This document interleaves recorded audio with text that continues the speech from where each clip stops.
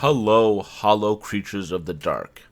I'm King Link, and this is my last look and review of Hollow Knight. First, thank you for watching. If you enjoy this, please consider subscribing. It would mean a lot to me. If you're already subscribed, a like, a comment, or sharing it with others would mean just as much. Now, this is my first review of the Humble Monthly Bundle for November 2018. We have 3 games this month, but we'll start with Hollow Knight. There's also Hitman, the 2016 version, and 7 Days to Die. Don't worry, we'll get there. As a spoiler warning, I am going to talk about a late boss in this review. However, I won't spoil too much about him. I do want to talk about the bosses eventually, though, so let's get on with the review. Now, this is Hollow Knight on the screen, and I want to suggest you take a close look at the video of this game. It looks fantastic to me. While there's a great mood and feeling to the game, it's the art that executes so perfectly that it comes through. The characters are really clean, the action is tight, and there's a dark, dismal feel to the game. But while some games sacrifice the quality of graphics to get that feeling and tend to do so incorrectly, here you have a great look, really nice graphics, but still that looming dark mood to the game. In addition to so many great graphical design decisions here, each area of the game has a unique look and feel, and it's the graphics that really deliver and execute well. Even the bosses are interesting and engaging, and again, graphics are what does it. The game is a feast for the eyes, but it also enhances the entire game because of just how well the graphics are done here. Enjoy the video. I'm going to be going through the end of the first looks area and heading over to Green Path eventually. That's just the name of the next location, which you'll notice has a different look to it. With that said, the graphics are great. Let's talk about a big problem. The story here is, I want to say, lacking, and the fact is, it is in some ways. I know some people will throw up their hands and say, there's more than one way to tell a story.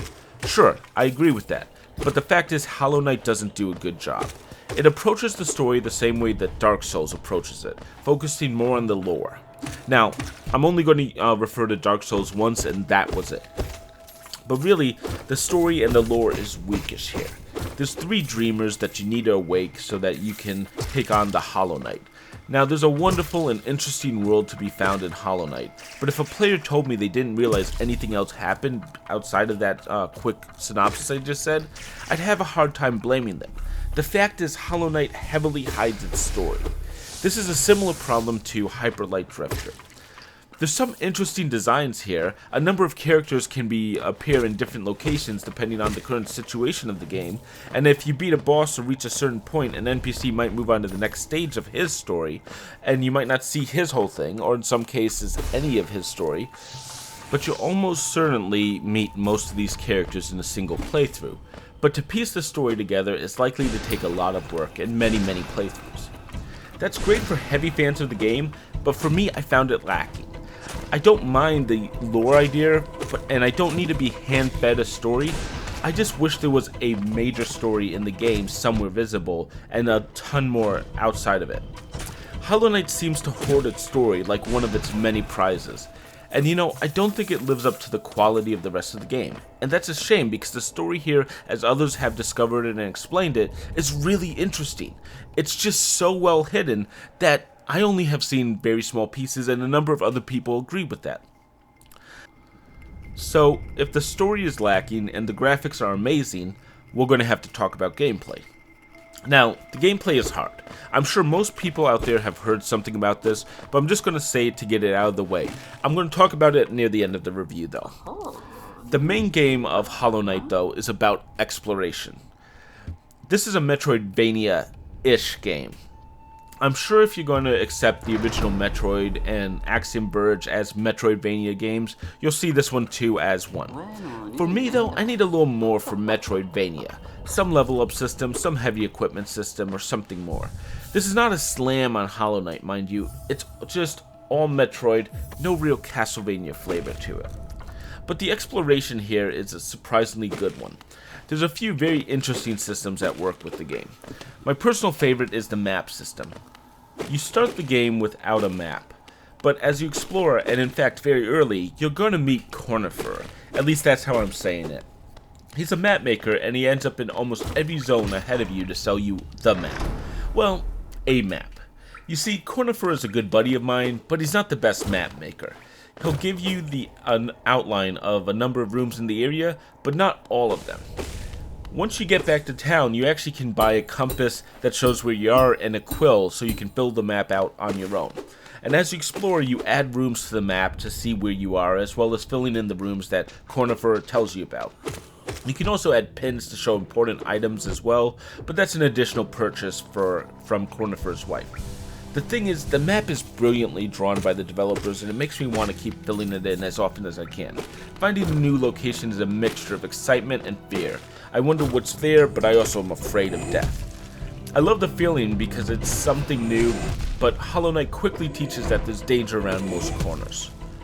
The game has you save at benches, like in the main tab, and you'll see at the beginning of this video and a few times that I'm going to be standing at a bench or sitting on it, and that's my last save point. Each bench you sit at will give you full life, but it also marks it as your new home point, and if you die, you return to it. The whole game revolves around you adventuring out from the bench to hopefully another bench, and you can almost always return to your last bench to get your health back, save your progress, and try a second time. The thing is, the farther you go, the more danger you're going to face, and eventually you're probably going to fail. Death is always looming in Hollow Knight. It's part of the great visuals, but it's also part of the gameplay loop. When you die, you end up leaving all your money and a spirit behind. Without that spirit, you're lacking a fraction of your magic system, and so you usually have to go back to recover it. It can just be a painful trudge to get back to where you were before you come back and go in a new direction if you choose to, but that's a big piece of the game. In addition, your spirit will attack you so that you have a new enemy in the room where you fell, but it's not really that hard of a challenge. Of course, your hardest challenges in this game won't be exploration. It's going to be the bosses. Almost every boss in Hollow Knight is hard the first time you face them.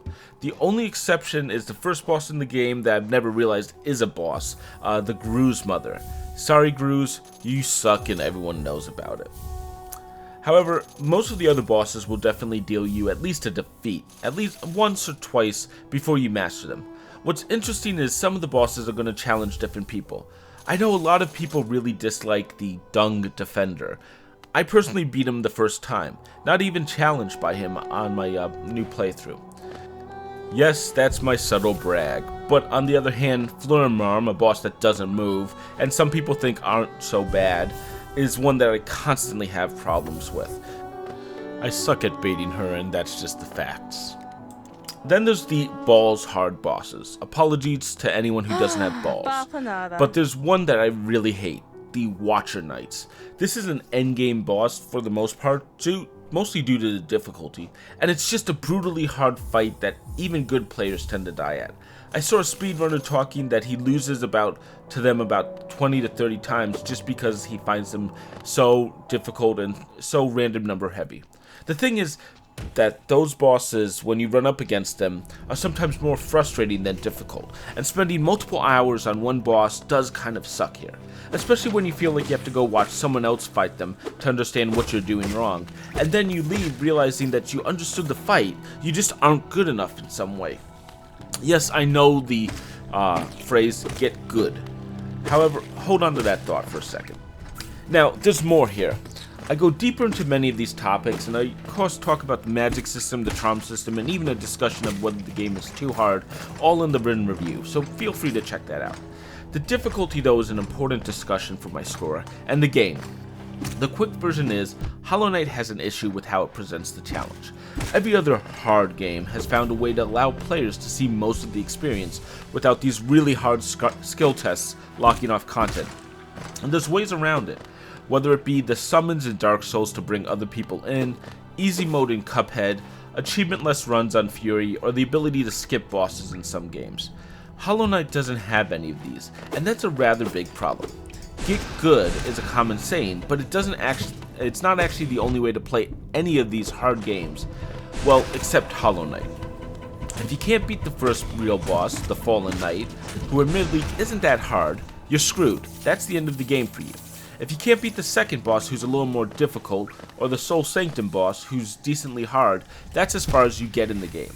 Now, this is true with a lot of level-based games and most, open world games. If there's a boss you can't beat, you're stuck at that boss. But at the same time, most games aren't so hard that this will eliminate a large number of players with each boss. Hollow Knight doesn't have another way to see the game outside of YouTube, and it's a bit of a flaw of the design. I'm probably going to get a lot of hate mail for pointing this out, but it's a simple fact. Go read the written review for more information on that, but the thing is, this is the piece that holds Hollow Knight back from true greatness. Ultimately, Hollow Knight is an amazing game, but it's held back by its difficulty because I feel like many gamers will not be able to see all of Hollow Knight. I know I couldn't beat the Watcher Knights and gave up because I wanted to see more, but there was no way for me to beat it or pass it. And I tried at least a number of approaches, including leaving and coming back later, and still found them abysmally hard. I know people who love hard games, and great. This game is for you. Add a point to my score, it's perfect in your view. But the majority of people will struggle quite a bit here, and because of that, and the fact that Team Cherry didn't invest the time for an easier path or a way around some of these challenges, I do have to call it out and judge it based on that.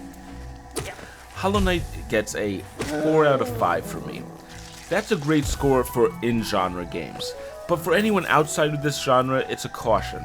The fact is, though, the genre here is hard games, and not necessarily Metroidvania or Metroid. If you want to challenge yourself or see a great looking game, Hollow Knight is here. But you will challenge yourself, and honestly, I feel it's a bit much for me. I did put in 35 hours on my initial playthrough, and another 15 on a second playthrough, and that's a lot of value, but I also struggled quite a bit. Now, the value is high, of course, but there's more to the game than just how many hours you can get into it. If you want a long game, go play Cookie Clicker, but that doesn't make it a perfect game or a great game. That's just my opinion, so I'm going to leave it there. And that's really all I have to say about Hollow Knight at this time. I'm ready to hear how unworthy I am as a player or a reviewer for questioning the difficulty or not being able to beat the game. If you're still with me, though, we're going to be tackling Hitman 2016 next. That's the second game in the Humble Monthly Bundle, November 2018. I'll warn you, I've disliked the series in the past, but I won't spoil if I've come around to this new version. I will, however, say my video is going to be worth checking out. It's interesting. Until then, I'm King Link, and thank you very much for watching. I'm probably going to get more hate mail than Dragon Quest XI for this one. Oh well.